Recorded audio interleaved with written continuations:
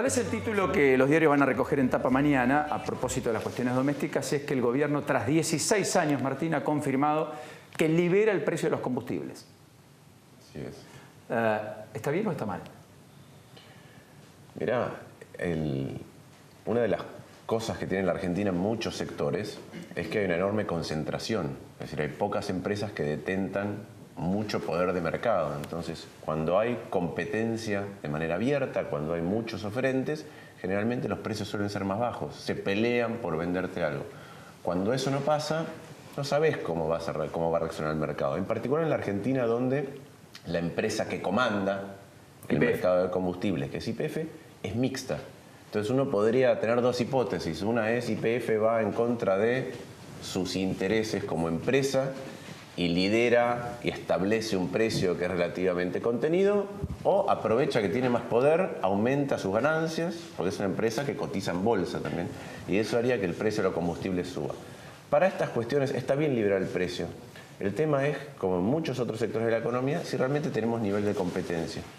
Cuando el kirchnerismo en el año 2015 empezó con su iniciativa de la ley de abastecimiento, nosotros en nuestro bloque respondimos con una ley de defensa de la competencia modelo, moderna, como tienen otros estados.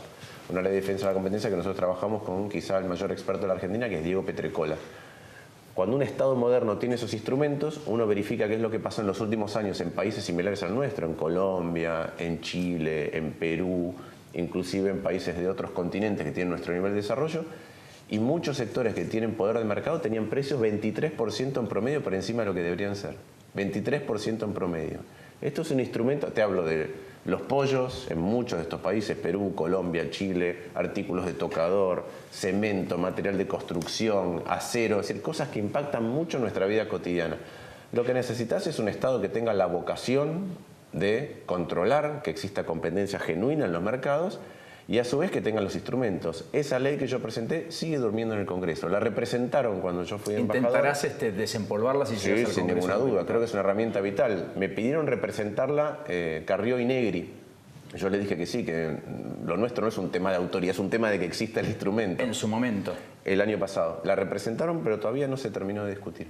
Bueno, pero a ver, lo hace la líder del espacio en la ciudad de Buenos Aires en términos de elecciones, hasta acá, por lo menos, la que sacó más del 50 en las PASO, veremos qué pasa el 22 de octubre, y el presidente de la bancada, el radicalismo, principal coalición para gobernar de Cambiemos. Y es una ley que presentamos nosotros, así que va a haber muchos representantes que van a estar a favor de eso. Hoy varios colegios, Débora, dejaron atrás la toma, que había sido la foto de las últimas 3 semanas por parte de los estudiantes a propósito de oponerse a una reforma en particularmente el último año del secundario, según se sabe. Sí, de todo el secundario, en realidad de los secundarios públicos. Correcto. Que es la secundaria del futuro. Lo que generó controversia ha sido este tema del quinto año. Mira, la sensación que tengo es buena desde el momento en que se levantan las tomas de los colegios, porque las escuelas tienen que estar abiertas y los días de clase que los chicos pierden no se recuperan. No se recuperan con las paritarias, no se recuperan con las tomas, y está muy bien que los docentes peleen por su salario, y está muy bien que los chicos se expresen, pero la toma del colegio es mantener paralizada la educación, y al resto de los chicos que quieren estar en las aulas son rehenes de la decisión de estos chicos, que son pocos. Pero ¿qué nos están diciendo los chicos? ¿Qué nos han dicho con estas tomas de colegios? Nos están interpelando, están diciendo, ustedes como adultos no son capaces de resolver un tema que para nosotros es prioritario, porque los estudiantes van a ser los protagonistas de esta reforma del secundario. Todos estamos de acuerdo en que hay que cambiarlo. ¿Hacia dónde? ¿De qué manera? ¿Y cómo se va a implementar, sobre todo? Es lo incompleto. ¿Faltó más diálogo de parte de la ministra Acuña? Faltó comunicación, faltó expresar. Yo no escuché ninguna conferencia de prensa, sí dio algunas notas aisladas, y te diría que la ministra Acuña habló en la medida que este proceso iba increyendo, ¿no? De rechazo. O sea, faltó alguien que se pare y que otorgue información suficiente como para discutir sobre cosas concretas, no sobre prejuicios que todos podemos tener, digamos. Y hay otras voces de adultos que no estuvieron presentes en este conflicto, por ejemplo, la de los docentes. Por ejemplo, los chicos dijeron, en el último año vamos a trabajar y esto implica precarización laboral. Y es muy interesante ver a un chico de 16, 17 años hablando de esto, pero la realidad es que hay un adulto que se tiene que hacer cargo. Y no pasó. Y entonces me parece que esto parte de información insuficiente por parte de quienes quieren llevar adelante este proyecto, que tiene algunas cosas que están muy bien y hay otras donde Por ejemplo, realmente no se sabe. A mí me parece, primero, que está bueno cambiar la educación porque no funcionó el plan. La NES, que es el plan anterior, no funcionó. No existe relevamiento de resultados. Entonces esto, para no decir que es una reforma diferente, es una segunda etapa de la NES. Entonces estamos cambiando en el medio de la travesía un sistema educativo que necesita modernizarse. Eso es lo que me parece bien. La conectividad, que los chicos puedan insertarse en el mundo laboral. Ahora, ¿de qué modo? Eso es lo que no está claro. Correcto. Se supone que no van a ser pasantías laborales, van a ser pasantías de aprendizaje. Sí, guiadas siempre por el trabajador al que nunca van a reemplazar en una planta, etcétera, etcétera. Los trabajos van a cambiar, además. Hay trabajos que existen hoy que cuando los chicos se reciban no van a existir más. Sí, pero tener un método no está mal. Pasa en las escuelas técnicas, digamos, hoy. ¿Hace cuántos años? Y bueno, desde que yo tengo uso de razón. Digamos. Cuando nosotros éramos chicos y estudiábamos, la mayoría en la escuela pública. Ayer nomás, digamos, va. Bueno, ayer nomás, acá a la vuelta. Pero la verdad es que esto existe y hay modelos de escuelas donde se lleva adelante estas prácticas y lo hacen muy bien. Copiemos eso. Y además cada escuela necesita un método diferente o todas las escuelas necesitan la misma reforma. ¿Te impactó el fallo de Liberatore, Elena Liberatore, diciendo que es constitucional tomar un colegio? No, no me impactó porque hace mucho que hemos ampliado derechos de distinto tipo en la Argentina y hay reformas significativas que ha tenido la Argentina en sus albores al principio del siglo XX, que también han tenido, si querés, un estado de deliberación intensa. Está bien, pero decretar constitucional la toma de un colegio. Bueno, yo no me quiero meter con temas de la justicia, no me quiero meter con eso. Lo que sí creo es que el modo de discusión, esté avalado o no, uno puede decir algo es constitucional y quiere decir que está permitido por la Constitución argentina. Otra cosa si es correcto o no es correcto, dependiendo de lo que estamos discutiendo. Correcto. Entonces ahí me parece que hay una gran diferencia. Los chicos están viendo que nosotros no sabemos discutir profundamente un montón de temas y replican de manera repetida. A mí me ha tocado como docente en la Nacional de Buenos Aires, tomas de colegio, entonces replican de manera recurrente un método de protesta, de manifestación que no es el más adecuado para zanjar ninguna cuestión. Como decía Débora recién, hay muchos temas por discutir, en particular en la educación, en particular en la educación media, donde realmente inclusive este intento de reforma, esta propuesta de reforma, es un reconocimiento de que la escuela media pública no está funcionando, porque si le vamos a agregar o le vamos a dar en quinto año prácticas, lo que estamos diciendo es que durante 11 años la escuela pública no te está formando ni con las aptitudes, ni capacidades, ni actitudinalmente para empezar a trabajar sin tener ese paso. Entonces tenemos que hacer una revisión más profunda de lo que pasa antes. Y nosotros en nuestro espacio además queremos discutir otras cuestiones, sin fanatismos. Esta reforma es un ejemplo, sin fanatismos, donde nosotros los hemos visto de los dos lados. Tanto aquellos chicos que toman irreductiblemente y no quieren encontrar otro modo de discusión, como aquellos que los califican de vagos, de que no quieren trabajar, etc. Entonces, en el medio, lo que queda es la reforma educativa. Nosotros pensamos, aunque es menos marketinero que llamarlo secundaria del futuro, que dar una laptop, que dar una netbook, que ningún sistema educativo puede ser mejor que la calidad de sus docentes. Es algo muy sencillo. Con lo cual hay que primero dar calidad con los docentes. Y en la Argentina hace mucho... ¿Cómo no te vas a ocupar de los docentes si vos les estás imponiendo una reforma? Y está muy bien que el Poder Ejecutivo decida a través de su Ministerio de Educación cambiar. Ellos dicen que hace 1 año y medio que están trabajando sobre esto. Pero ninguna reforma, ningún cambio de plan se puede sustentar sin consenso. Y además, Paulino, en la Argentina tenemos que modificar el curso que está teniendo desde hace bastante tiempo la educación pública. La educación pública de nuestros padres, comparado con la de países vecinos, era mucho mejor. Ahora ya no lo es y eso se ve en las pruebas PISA. Lo que necesitamos recuperar es algo que Argentina una vez tuvo, que es una calidad de docentes extraordinaria desde el inicio de la educación pública en la Argentina. Para darte un ejemplo, en la Ciudad de Buenos Aires hay 226 institutos de formación docente. 226. De hecho, vos te fijás y vas a encontrar cursos de actualización docente que se venden en Mercado Libre. ¿Qué proponemos nosotros? Que suma puntos, ¿no? Claro, que exista... Por lo cual te pagan más. Y por lo cual haces carrera docente. Que exista un gran instituto de formación docente con jerarquía y rango universitario, articulado con la Universidad de Buenos Aires, como Francia, que tiene 5 solamente institutos de formación docente, como Ecuador, que es una reforma y tiene 1. Sobre esos docentes, sobre docentes a los que le descargas de problemas cotidianos, de contención socioeconómica y emocional de los chicos, más la capacidad regenerada de los docentes, podés montar cualquier tipo de reforma. Ahí discutiremos un montón de otras cuestiones. Pero hay cosas que son básicas y que no son marketineras, que nosotros queremos incorporar a la discusión. Un buen punto, definitivamente. El fin de semana leí una entrevista que le hicieron en Letra P, un portal político, en el que le consultaron en dónde se iban a posicionar una vez que ingresen al Congreso. Es evidente que usted va a entrar, debería cambiar mucho el resultado de las PASO para que no sea así. Y usted contestó que iba a participar en el interbloque Cambiemos. La verdad me sorprendió. No contesté eso. No contesté eso. Dice que no... No contesté eso, no leí la entrevista, pero estoy seguro de que no contesté eso porque no es lo que vamos a hacer. Sí, porque se viralizó por todos lados. Le preguntan, en diciembre asumiría en el Congreso como diputado nacional, ¿qué bancada va a integrar? ¿Tiene pensado formar un bloque propio? Y usted, según esta nota, dice, vamos a aportar a la discusión y la interacción del interbloque Cambiemos, pero desde nuestra identidad, no somos levantamanos. Exactamente. Nosotros vamos a tener nuestro bloque, no somos levantamanos, vamos a articular la discusión con el interbloque Cambiemos porque es donde tenemos más afinidad. O sea, perdón, pero no va a Cambiemos. Pero desde afuera, vamos a hacer desde nuestra identidad. Afuera. Debe ser una mala interpretación del periodista. Igual... Pero en el interbloque Cambiemos, bajo las órdenes de Mario Negri, no. No, desde nuestra identidad. Nosotros aportamos, damos propuestas. Está bien la aclaración porque... Sí, no había leído la entrevista. Está bueno que le pregunte. Falta una coma ahí, me parece. Sí. Cuando yo digo que nosotros vamos está puesta. No, vamos a aportar a la discusión. Mira, no está puesta. Que cambia la coma. Esto viene de larga data. Mira, así como cuando era embajador me preguntaron Carrió y Mario Negri si podían representar mi proyecto. Yo dije que sí, les di al experto que trabajó con nosotros a que trabajaron. Cuando terminó la elección del 2015, el presidente de la Cámara de Diputados me preguntó ¿qué vas a hacer? Y yo dije, yo voy a aportar a la discusión, voy a aportar desde nuestra identidad es mucho más afín a ustedes, pero desde nuestra identidad. Y ahí fue cuando una semana después me dijeron, no, queremos que hagas más que eso, queremos que nos representes en Estados Unidos y como en nuestro espacio nosotros creemos que tenemos que aportar desde nuestras capacidades, dije que sí. Pero nosotros aportamos desde nuestra identidad. Ahora, siente siempre. que tiene mucha afinidad con Cambiemos. Y bueno, la verdad es que el radicalismo, no quiero volver a esta discusión. ¿Vos, Débora, también o no? Que es una discusión que ya tuvimos antes de las PASO. Es una discusión para mí que ya está. Pasa que ustedes tienen una... Lo que pasa que no me queda claro, Paulino, es si no van a formar bloque propio. Sí, vamos a formar. Van a formar bloque propio, eso está confirmado. Pero vamos a articular muchas eso es cuestiones. muy importante, Paulino, porque en el Congreso tenés que estar en un bloque.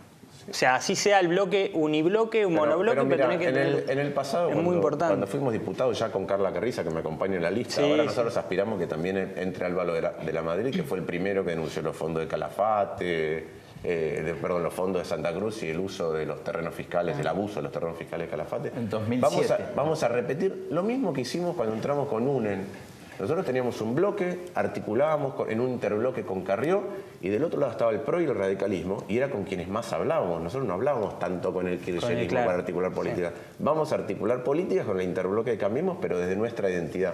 Nosotros hay cosas que no nos gustan y las decimos, cosas donde podemos aportar y cosas donde pensamos que nuestro aporte es modificar proyectos que vienen, pero desde nuestra identidad siempre, porque creemos que ese es el mayor aporte que podemos hacer. Y en la legislatura, bueno, básicamente está el bloque Suma Más, así que ahí no si necesitan a alguien, me sumo. Pero para eso necesitamos que nos apoye la gente, desde luego. Y también porque la mirada de evolución, haciendo juego, haciendo honor a su nombre, tiene que ver con el futuro, tiene que ver con mirar para adelante, no con la confrontación y estar empantanados en esta radicalización que padecemos desde hace tantos años. Y la pregunta es, ¿se puede salir de ahí? Sí, se puede. Hay un montón de gente que está en condiciones de ver la vida de otro modo, que quiere otra calidad de vida. Y nuestro 13% representa a la gente que vota en favor de un proyecto y no en contra del pasado, ni de apoyar al oficialismo. Estamos para construir. Bueno, Massa está haciendo una campaña basada en un día la gente va a ganar, digamos. Es el nuevo spot. Es el nuevo spot. El socialismo en Santa Fe está haciendo esfuerzos denodados, lo hablábamos en la previa, para salirse de la polarización y tal vez, por primera vez sin el radicalismo como aliado en la provincia, tener un vuelo electoral que le permita una mejor performance que el magro 12% de las PASO. ¿Creen que hay espacio para ese voto que la gente dice, mira, o pasado o falsa dicotomía, bien planteado desde el marketing o no importa, pero que caló hondo, o el futuro? Es decir, Cristina o Macri, casi como se ha planteado la idea. El futuro es hoy, el futuro hay que empezar a construirlo hoy. Nosotros creemos que está zanjada la discusión del pasado y estamos lejos de eso. estamos en las antípodas, pero la verdad es que hay diferencias con el presente y para mirar para adelante, para ponerle energía positiva de una vez por todas a este país, no podemos quedarnos en esa polarización. Mira, eso se acaba el 23, cuando estemos todos haciendo el trabajo que tenemos que hacer desde nuestras identidades. Lo que a nosotros nos parece es que este estado de ánimo en el que entramos en el periodo electoral no es conducente a resolver los problemas. Hace poco Eduardo Levi Yeyati sacó una nota. En la nota contaba un experimento. El experimento es muy sencillo. Tomaba grupos de votantes del presidente Macri y la expresidenta. Y les preguntaba, primero les preguntaba, ¿está de acuerdo con el ingreso universal a la niñez? El 60% de los grupos decía que sí. Después les preguntaba, ¿está de acuerdo con el ingreso universal a la niñez del presidente Macri? Los kirchneristas, 90% que no. ¿Está de acuerdo con la política de ingreso universal a la niñez de la presidenta Cristina Fernández de Kirchner? El 90% de los votantes del presidente Macri decían que no.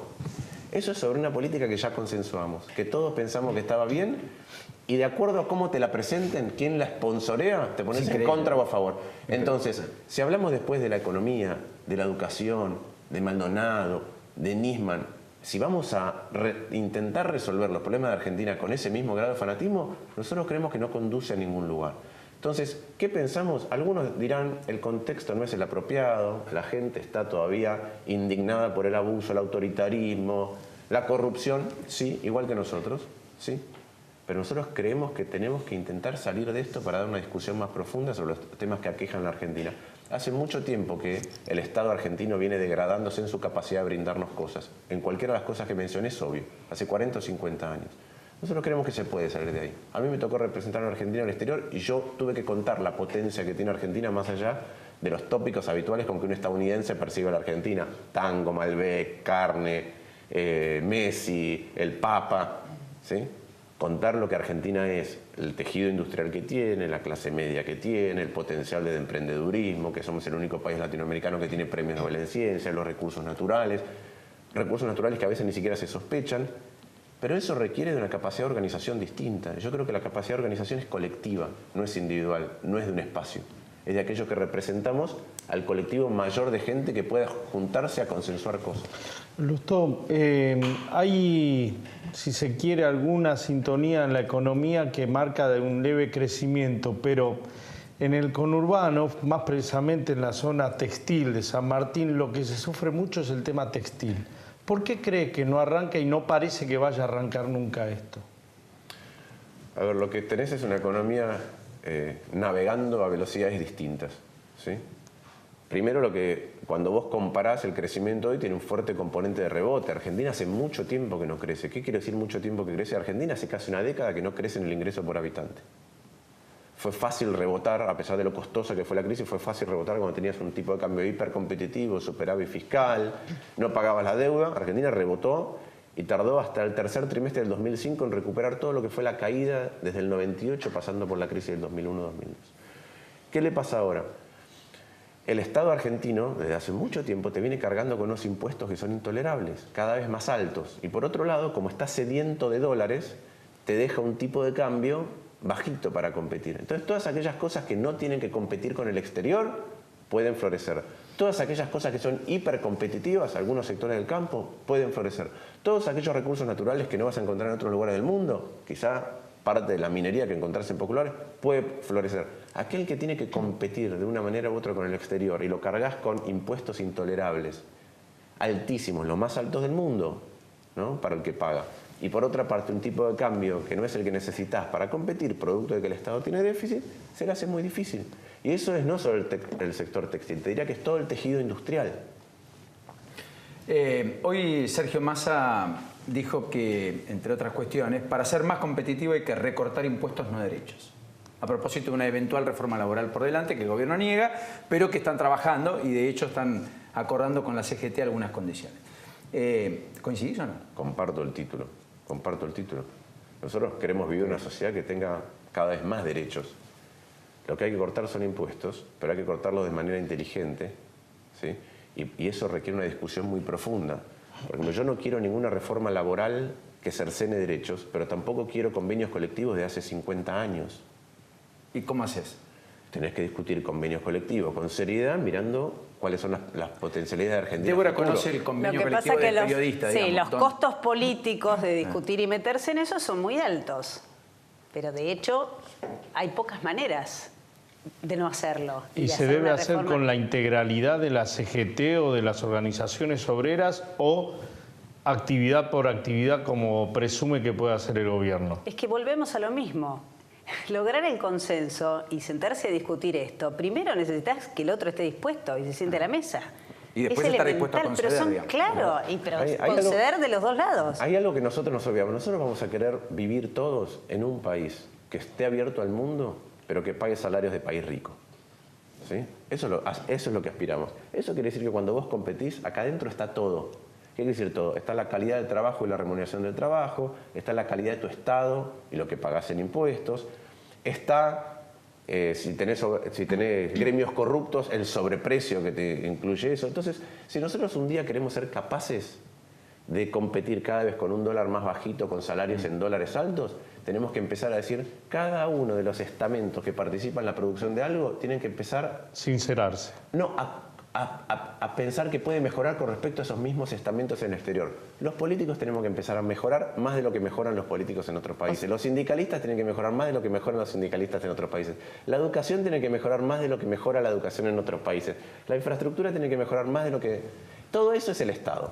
Por eso nosotros hace 6 años ya que venimos diciendo, tenemos que sentarnos a discutir el Estado como corresponde. Para poder producir y competir con los demás, tenemos que hacer el esfuerzo de todos los sectores de decir, vamos a pelear para ser mejor que nuestros pares en otros lugares del mundo. Se encendió y se te fue la tos inclusive. Pero quiero que porque es un apasionado. Es un apasionado. Claro que sí, bueno, está buenísimo. Sin todos pasión esto no se puede llevar Obviamente, obviamente. ¿Y tu pasión del periodismo, cómo la llevas?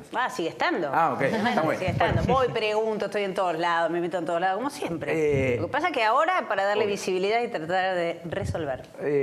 Hablando de esa pasión, la pasión te lleva, o me lleva, a consultarnos sobre 2 temas del día. Uno es lo que le pasó a Esteban Bullrich en la isla Maciel, en el distrito de Avellaneda, cuando estaba recorriendo una escuela, que el intendente Ferraresi dice que era una escuela que estaba haciendo obras a propósito del fondo municipal. No sé si tenemos las imágenes y las podemos compartir, pero estos son los huesos, los huevos, las piedras, todo lo que impactó de lleno en el vehículo que transportaba Esteban Bullrich, el principal candidato a senador de Cambiemos en la provincia de Buenos Aires. Ya veníamos de un fin de semana con algún altercado. El altercado lo tuvo Federico de Achával, el primer candidato de Unidad Ciudadana en Pilar, en la previa de la inauguración de la unidad básica de las más importantes en el distrito que gobierna Nicolás Ducote, que por otra parte aparentemente mañana va a estar aquí con nosotros. Bueno, esta era la charla que yo tenía tempranito esta mañana en Radio Latina a propósito de lo ocurrido, y vean las imágenes de lo sucedido. Impacto de balas, no de goma, de balas de plomo, en el propio local partidario. Discusión que así en política me da la impresión no vamos a prosperar ni crecer. Esta es la parte de la conversación y las imágenes. Justamente estábamos planteando la inauguración del Espacio Ciudadano y uno de los referentes me llamó que habíamos recibido 6 balazos de plomo que dieron sobre la ventana y ingresaron en la unidad básica y dieron sobre el fondo de la pared.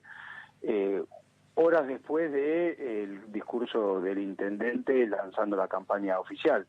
Entendemos que habían hecho una mala elección, entendemos que tenían que recuperar los votos de agosto hacia octubre, pero estamos convencidos que la agresión y la violencia no es la vía.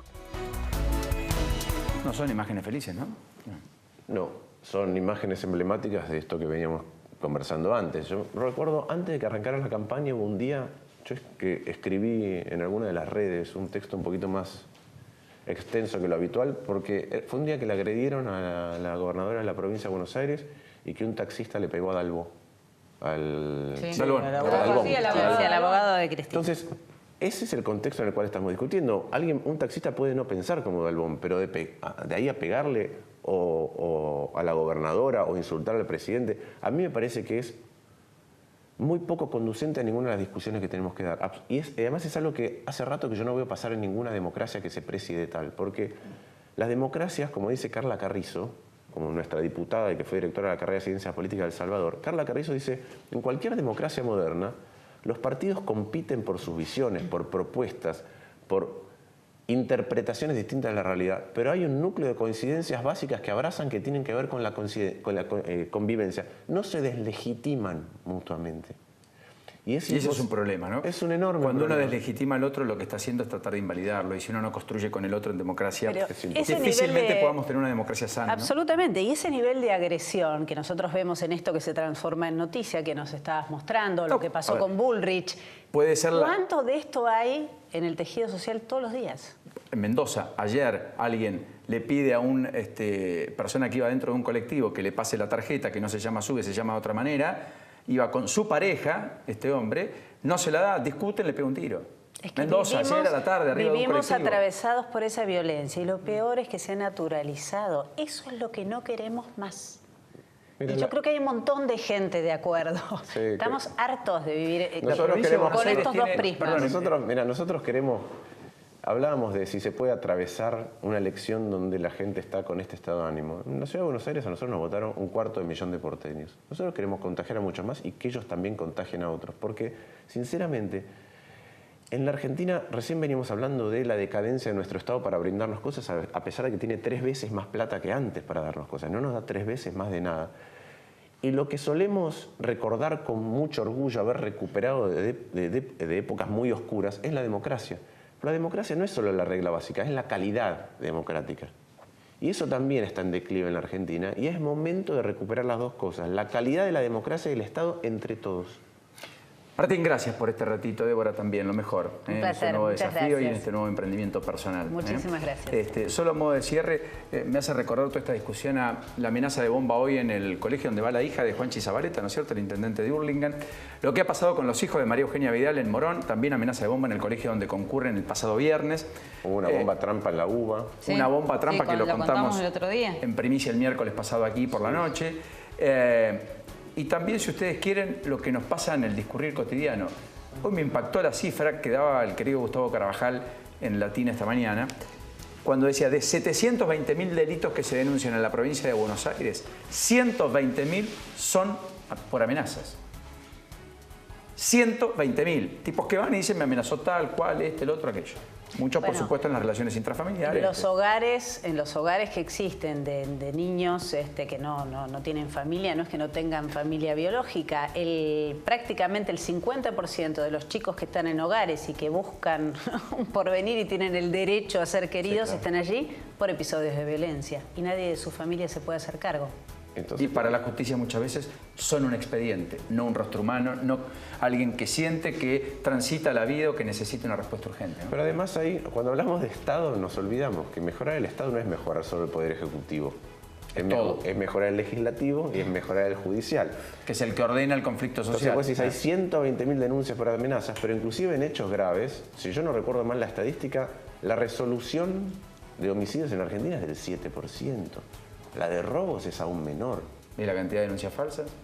Entonces, tenemos un problema que del Estado toda en un estructura montón, judicial. tenemos un problema del Estado en un montón de ámbitos y eso no lo puede cambiar nadie solo. Lo podemos cambiar si somos conscientes de que eso existe, de que para llevarlo adelante tenemos que sentarnos y empezar a trabajarlo como corresponde y si nos ponemos de acuerdo en algunas cuestiones básicas. Gracias, Martín, de nuevo. Gracias, Débora. Gracias, Paulino. Muchos éxitos, Gracias, mucha suerte.